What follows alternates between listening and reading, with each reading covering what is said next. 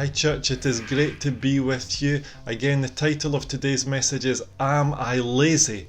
Reading the Bible, and we are continuing our series in Perils in Proverbs. Well, when you read Proverbs chapter 26 verse 15, Solomon writes, "The sluggard buries his hand in the dish, he is too lazy to bring it back to his mouth." Now, I don't believe for 1 minute that Solomon is talking literally here. I've never met anyone who buys a bag of crisps, puts their hand in the bag and is too lazy to bring it back to their mouth. I've never met anyone who has bought a pizza before and puts their hand in the box and is too lazy to bring it back to their mouth. I believe that Solomon here is using exaggeration or hyperbole to communicate a serious point, which is the fact that some people are so lazy that they can't motivate themselves to do anything.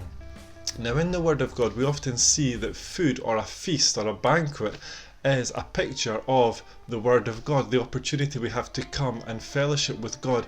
Now, today we have so many copies of the Bible. We can have the Bible in our hand, we can have the Bible on our phone, we can have the Bible on our tablet, and yet here's the thing, we can be too lazy to bring it to our mouth. In other words, we can be too lazy to spend time memorizing it, meditating on it, studying it, reading it, and therefore being fed by God.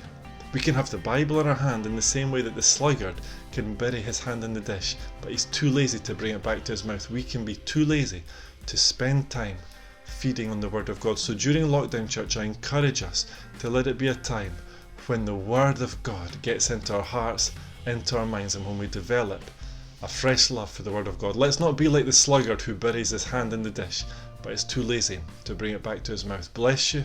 Study the Word of God today.